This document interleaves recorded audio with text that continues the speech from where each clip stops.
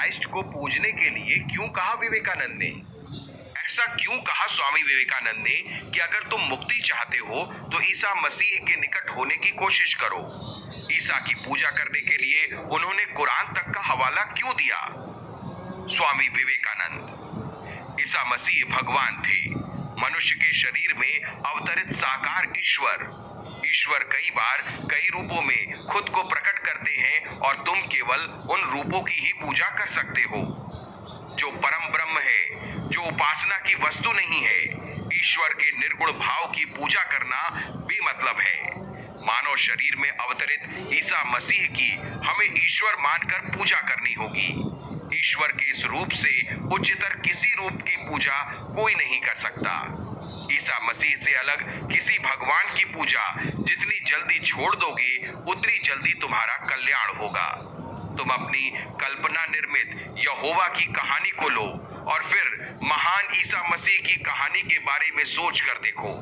जब भी तुम ईसा मसीह से ऊपर किसी भगवान की रचना करते हो तभी सब व्यर्थ कर देते हो। केवल देवता ही देवता की उपासना कर सकते हैं।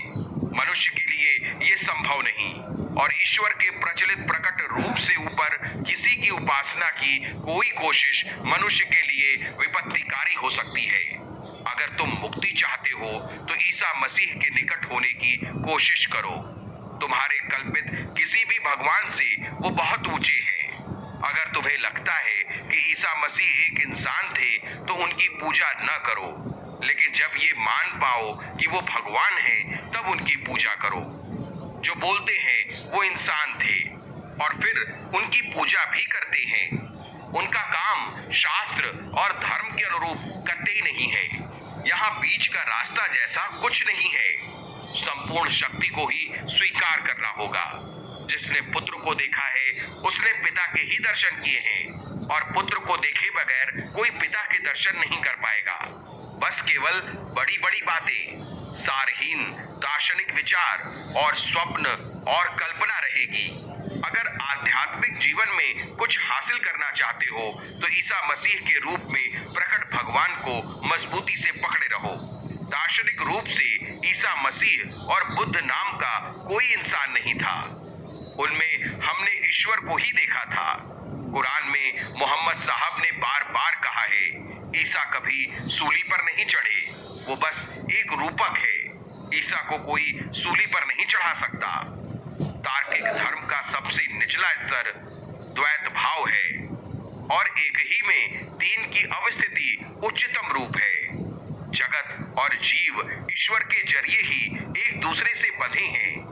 ईश्वर, जगत और जीव, इस एक में तीन को ही हमने देखा है और साथ ही साथ यह एहसास भी हो रहा है कि एक ही से ये तीनों हुए हैं। जिस तरह ये शरीर जीवात्मा का आवरण है, वैसे ही ये जीवात्मा मानो परमात्मा का आवरण या शरीर है।